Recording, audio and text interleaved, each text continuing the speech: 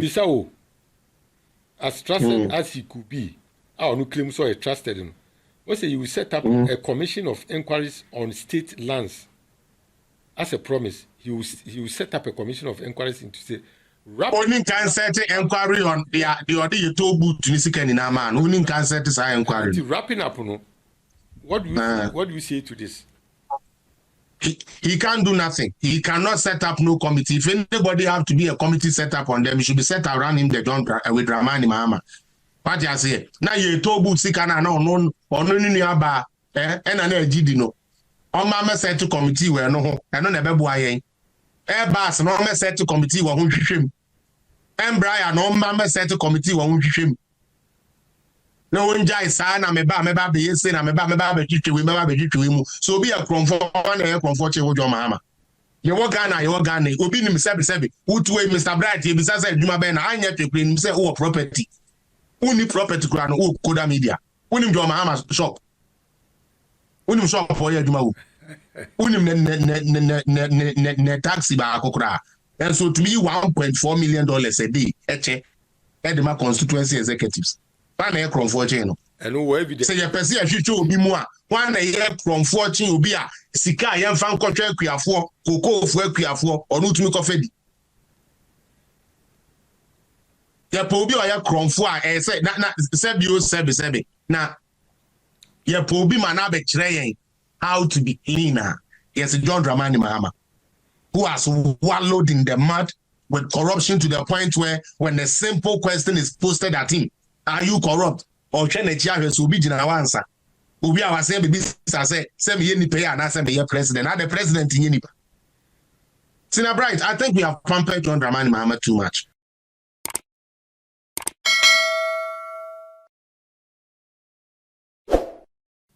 Your son Ababio, Bright Edwatcher is my name. This is the Buga Buga Show. Your son Bishiawo, opponents to Samri, your son Benjamin Ghana, who sent a debia mecano. Now, I seem be able to oppose. I know you papa. Brigadier Nunu Mensa, now or your former national security advisor to the late Professor John Ivan Satamos. Now, on or advising on security. Na odibia be bom na nsem bahwa papa no o criticize na Ekufuado adodanko Ekufuado na MPP pa na odibia be bom bo odi be bom ni etietia ni tietia ni se eye o se John Dramani Mahama o kasati se sebi obi a wabo na asem na mu yeduru esanse John Dramani Mahama nsem ya wo kase obo no mfa asem no wa ka ebise wom ebise ni ebise wom na papa iba auto beka na manfu ye jedi na wohwe ne kasa nso a okasa bibiribi no ene nioma okeka na MC edi bi betugua na wankasa watie no ahwe se okasa se obufo ana se na adwene mu da ho na okasa se bi obi ama so ba bedidi ayi John Dramani Mahama former president obi abedidi na tem obi anu aba se oba be yawo no e wa ha yentumi nyesa na mo masam na papa ne kan ne de ba betuto enioma ne ni ye ho ni ahwe se no kware se okasa ti se obufo anase Brigadier Nunu Mensa, former national security advisor to the NDC during the late Professor Atamoso's administration. This is what he said. I repeat, your public commentaries give people enough reason to believe you may be a drunkard. One kasasi mi papa no or you be obonsa. Amanfu se wo amanfu si nim. But papa we na on wo nyina na Nelson na John Dramani Mahama no vice president na papa e kan asase we. Na ye ba be bo tape bi na yamayenu Felix Appiah onunsu abem na wabekere na adwene. We are going to segment them. Ni ahwe se nsem na papa John Dramani Mahama ogina apaso asisi okeka no. Ema ne se obi a sebi onomsa anase bia wanomsa na ama na adwene wanya hallucination anase na adwene achew akonchen kakra na. Ni edikan momienti tape we. Emra John Dramani Mahama ye defeated in 2016. No back 2020 se ori campaign no. Oka asembi. Na sa asem no okan no ene de ba betoto ni ahwe se asema Brigadier Nunu Mensa kan no no kware anase nya no kware.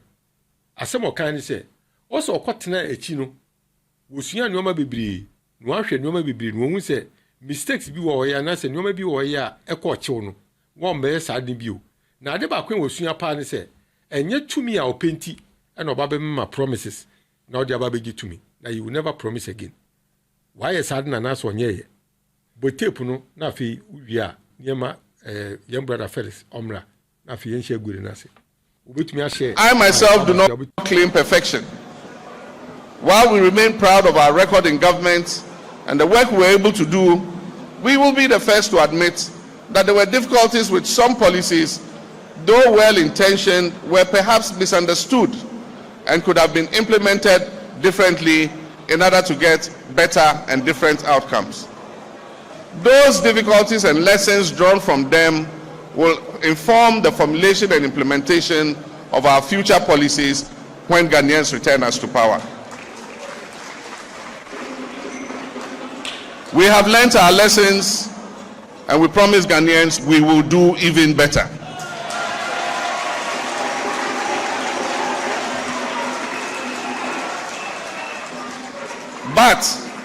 But I will not engage in empty promises, sloganeering, populism, convenient lies, and grand deception to win political power. I will not do that. Na omanpanyi da wetwam niema brigadier Nunu Mensa koka asase mu yi wabeka asembi osu wabisa Dr. Mahmoud Bawumia 5 questions for him to answer. Na saa nsemfue num na odema no Bawumia ntumi yi ano na Bawumia begina nsimpie so na okasi wo friend den wabisa na asem na onyi ano ye na saa wiade no odema no se wonhia wo baby no wanye debate no Bawumia sabi asem no kan or stupid ana brigadier Nunu Mensa si opanyin nkasa saa wo kasa saa se bo adwene na nya adwuma na amanfo se wonom nsa amanfo se nsa se wo mmerebo amanfo se nsa se wo adwene na wo kasa wo public no ese obi a onom nsa.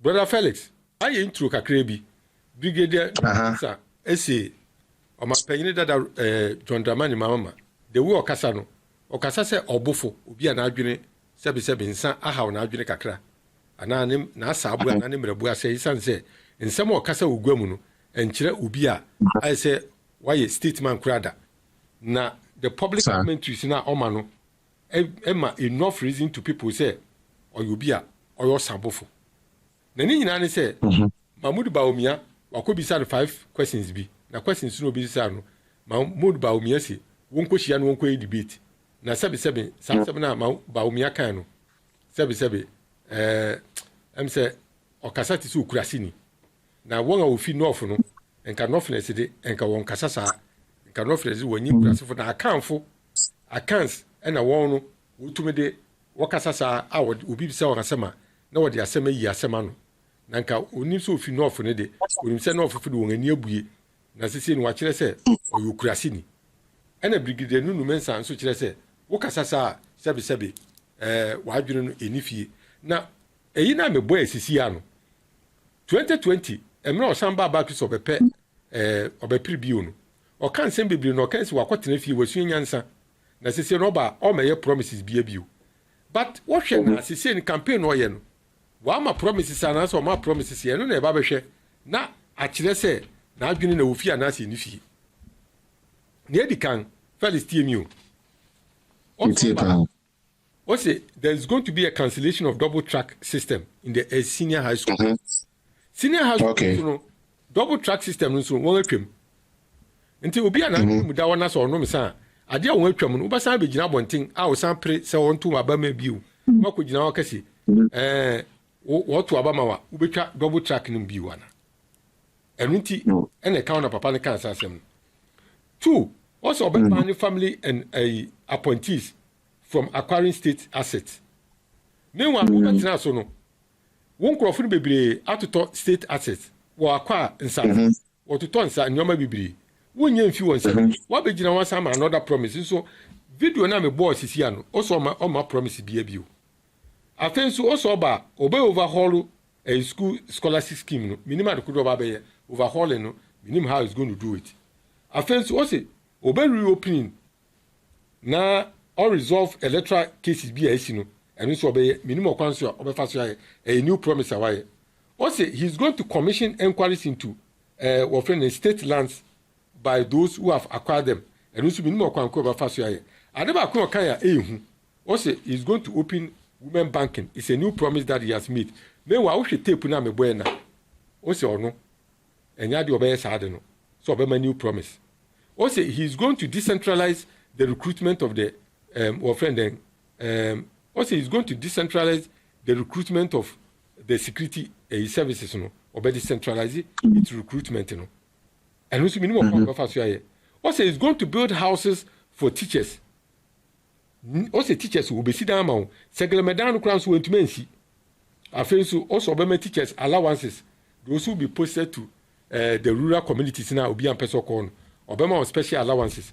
Nurses and teacher training allowances so and also utwemu when to me so I'm a new promises obey sadden.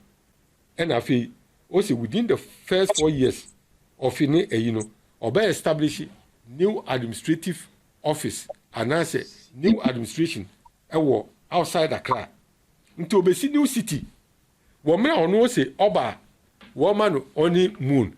No kwatra baby if I say Nanado any baumia wanga say omano nti sika kure no bebu omano nti okwankro obefa so bebu omano kure nti how is he going to build a new city in 4 years sa nyo me nyina no okeka boma brigire nunu mensa wose papa didi atem dodo osoro didi asofu atem osoro didi kremofu atem so baumia ko na wode wonse agunu so akonfu no didi won atem wadidi obi atem wo wie nso anwa san begina wo san ma promises a wo se wo ma enti onipa na okasa na insisi so na aiso obi a onomsa na amanfuka ono so ojedi se samri papa onomsa Felix wo commentary e wo ho ye den the next 20 minutes wo commentary e wa di hu e ye den wo jetum se okasa so obofo ana se wo nyentum se okasa so obofo wo jetum se promises okay so man right so sama promises na obi a na adwunu mi da obesa ma promises ana senior Oka sembi se Mahama ka se on promise.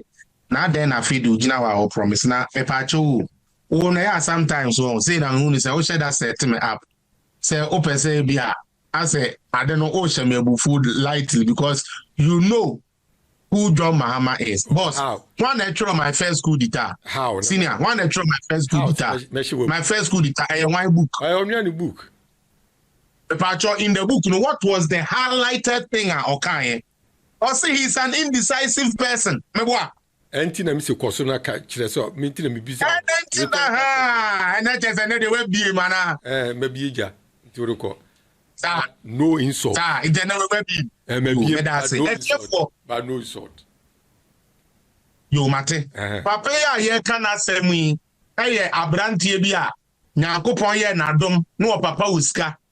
Papa sike ni na chi yesan so de ne corner of man ko nya free education ho mfaso e ma ne be ye MP be ye minister free education now ebra so yese wono so abetena so wonya bi na ohie ni bi mba bi nkobia o free education to produce stupid students and stupid graduates ya omombo number media na me first ade a me pese me bisa John Mahama ne say o person ka kire say free education no edi akwasi ampafo na bebe nti na onu ko obi oba akwasi ampani asabi wantumi antwem anu so ana atwanya me na me kan besremo John Mahama say free education wo kwa e produce bad student ana onu tumi ko obi to the point so tumi be president enti question na me bisa ne say wo pa kire say so onu ni free education no ko ye no e ya akwasi ampafo free education nti no obedi president ya wa mo pra na enon cotton chain. Ye wo mu ana wono aso akotwiro book. Ni book no mu no asam wo kan se onu se no si na adwene. Se obeya adwene a o te se dia ye de na si bongres so. Bongres ye ya asabi se bi etwi bongres we kura no. Ye de we si bongres so de wa kopepo so. Na ya wo sin na wo ba. Na wu se wu si fomo se wu do se wu ye den you enti dia beba ni trimu bia na waye oye indecisive onu an book na kan ye enya me kwasi na meka enti udi atem a udi Mahama atem se me na me tworo se book no ma ne dia na ne udi atem wono ase Nyansa yetumi de dwena ade ho say okay ade ye mienu ba ko ye fita ba ko ye kokko kwan ben na mefa so a metumi enya kokko na na say fita no da bi ono no ontumi oni sa nyansa ni ntiaje say okane ni na futum achida fudu yankan futum anwuri ase na wabra DJ na bisa say achida guda yembra no 11 don Mahama de oso ono no odu anwuri ase a okane na afra because adwene no enye stable obetu make a decisive decision. Now, what broniama bibre so say unpromising, and it is funny say boss our video no say or say unpromising. Say koto aba na serious candidate. What did they ask you to have? First and foremost, is it not a manifesto? Yeah. Does he have a manifesto? Does the NDC have a manifesto? They have. Are they not promises? They are. And in the okay say, who be Gina Mike and you can say, me shabo. Now we are now be organizing meeting, be organizing event to say, call launch promises are what does that make you? Sir, Enunti na Brigadier Nunu Mensa.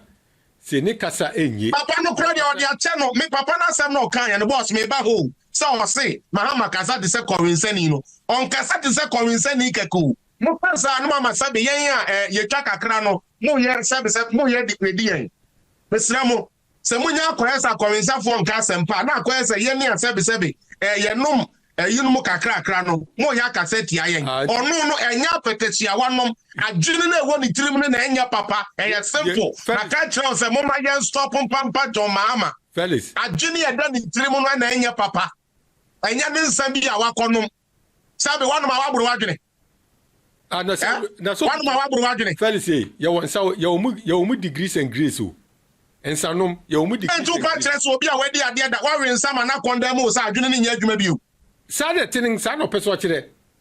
Because any obey day. Wonum say who has obey debut and an ampacho kuku no say en to abama no de be den.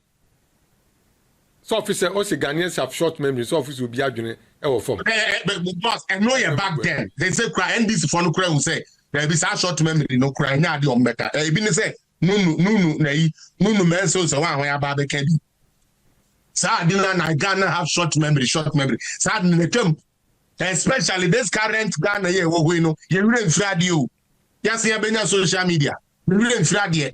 Tian Caneno, Sir Benjamin Breno, and all Juni say Nipa Juni, a short memory. Yeah, this time we are not short memory. That is why we are remembering him of all the things he said, including video evidence.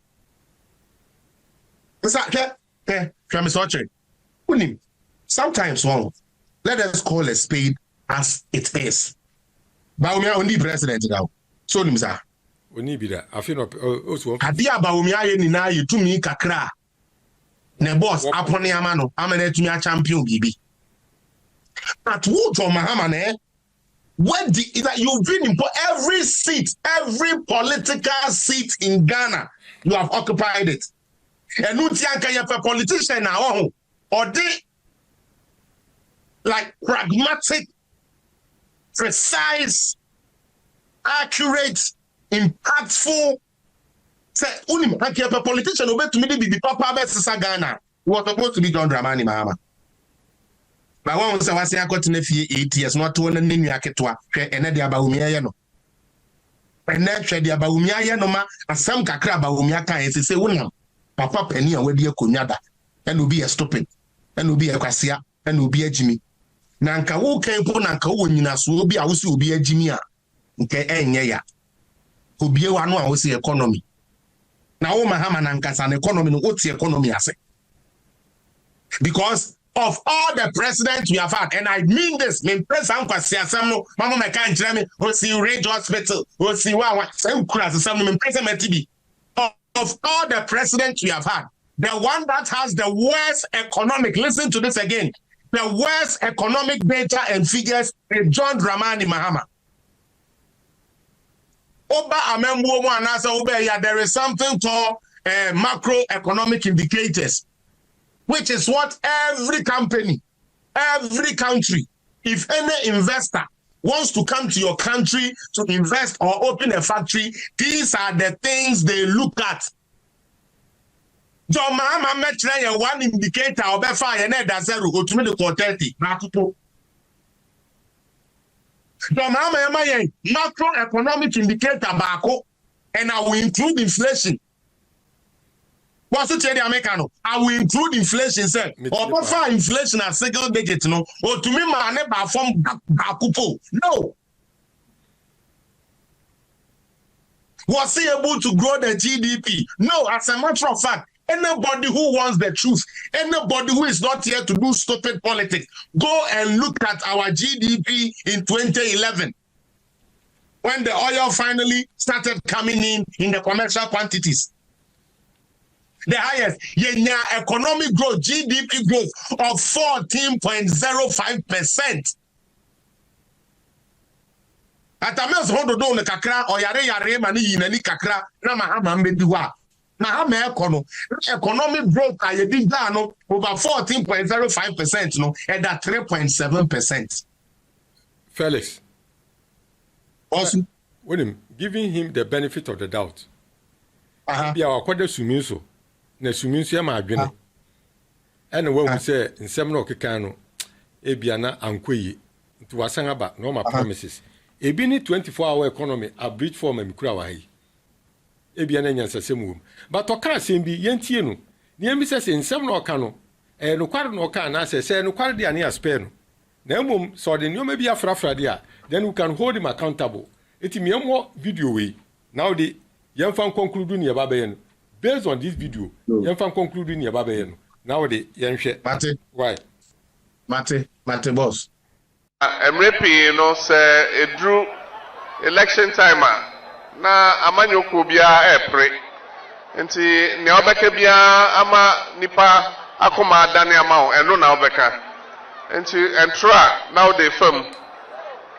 No cry now the film. Ya the frafra. No cry no ho yenka.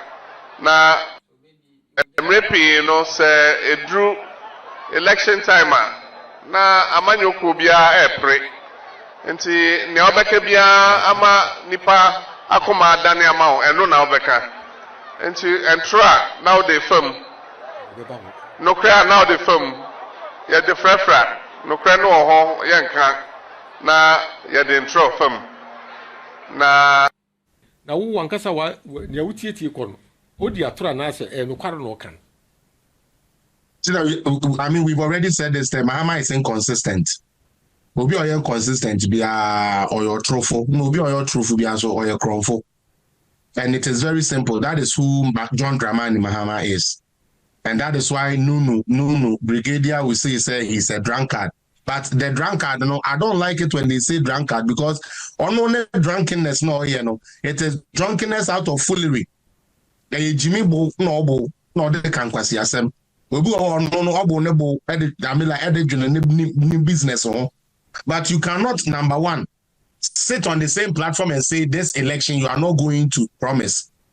Yet you have a manifesto. You are inconsistent. Senior, it is a Brigadier Nunu thing say Mahama is a drunkard. I'm not the one to come and bail Mahama out. What I rather want Mahama to do is to vindicate himself by showing Ghanaians to say, well, 8 years and he has learned something to change the Mahama that we know from previous. But unfortunately, no. Every opportunity he gets to redeem himself, he goes there and he dirties himself the more. And that is exactly what John Dramani Mahama has done. And that is why somebody like Nunu Mensah will think, say, he is a drunkard. But look at this. Okay, you are there talking. Let me miss our question. I'm asking you a few questions. Me too. Do you trust Mahama say, also teachers will post on what one called remotest areas in the country among from Peswako or Bema special salaries or incentives? I don't. But I don't. And the reason is that when you go into his own campaign promise for 2012, the man be a president, or promise a teacher for say more rural areas, the more additional payment. And we could be actually I can create basic salary request to now on to me to a teacher for. And for him to tell you, say, we on baby D am a teacher for no boy. Again, or promise the same teacher for say or baby see mom. In October 2012, he became the president. And the teacher never knew to me than crab free Mahama free affordable winner and also baby see. Okay, there is none. Maybe another question. Within the next 4 years of his administration, which the constitution doesn't permit him to go 2 terms, or 4 years per. Also, basically, new administrative city apart from Accra. Do you trust him? So, any serious person should not even listen to that conversation. Said there will be a new administrative city in Ghana, and the reason is that problem is so Ghana is say no. Any crew for Friday kochichiri.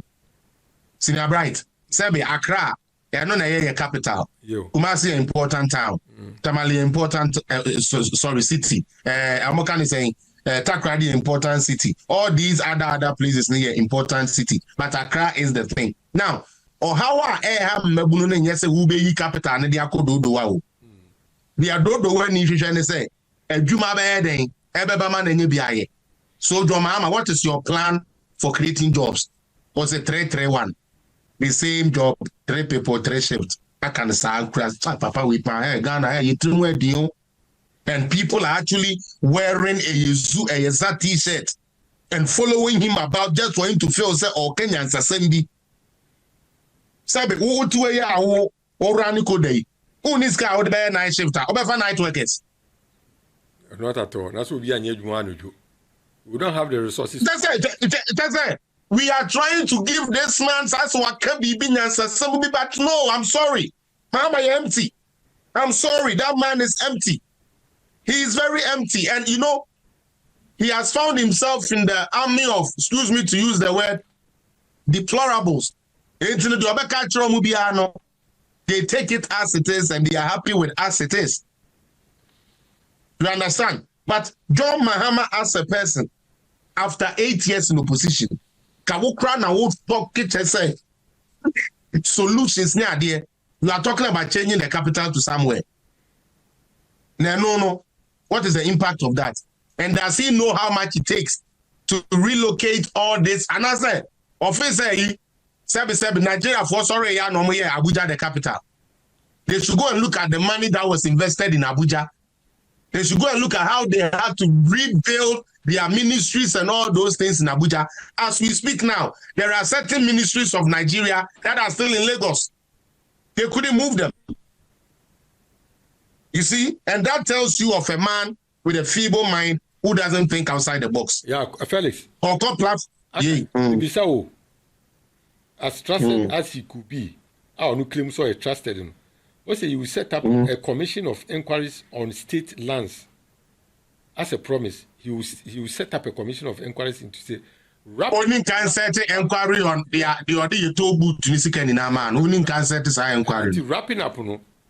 What do you say to this? He can't do nothing. He cannot set up no committee. If anybody have to be a committee set up on them, it should be set around him. They don't with Mahama.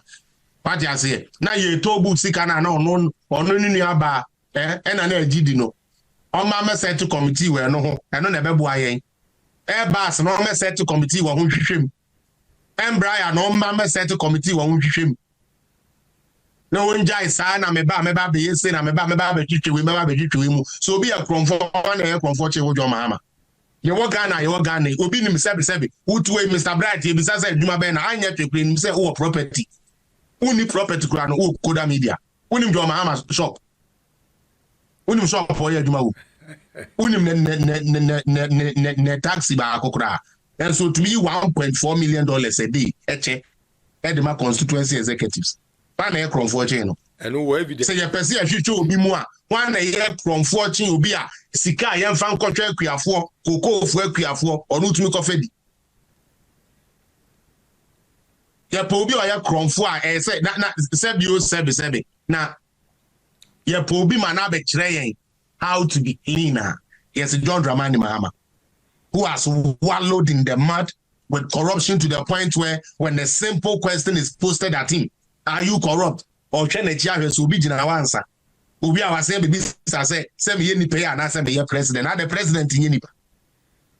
Sina Bright, I think we have pampered John Dramani Mahama too much. I personally think, say, I say, One Ajiji Su Krumwa. You the media that is supposed to be asking the critical question because Oka say, oh, so we a teacher ni na omu post to or nanka journalists media can say when we look at your 2012 manifesto, you had promised this same thing. They never saw the day in life. You see, so now when he goes back and he's revising his notes, he will know say, hey, you could try baby can say, Emma a teacher for a don't be concrasiska. Amen. Akoti jama me ochana me jina me nkabiu. So he will be forced to stick to the truth. But Oka, no my brashes so. Because on where to make us say our NDC media men, not just our NDC for media men, who would champion his agenda. I'm sorry. Ghana deserves both solutions, and that with those both solutions resides in the bosom of His Excellency, Alhaji Dr. Mahmoud Bawumia, who is number one on the ballot paper, and Ghanaians should not make a mistake and vote for anything other than voting for Alhaji Dr. Mahmoud Bawumia or the number one, the MP, the number one. Or no they service practical solutions. Eba fix your problems, sir. Ya complaining free Adam Nana, abe basis sabri wiso. Maybe I believe strongly. Say yes, you person Ghana tumpong, na Ghana be krabe dia, enye John Drama. Ya tiefo, na daisu ya ne Petru. The Munina, Yamisha Munina, Yami Aduma, Yabesang Asia, or the same platform so. Or Kuda Media on the Buga Buga show. My name has been Bright Edwardry. When you get upset, you can call me Uncle Bright.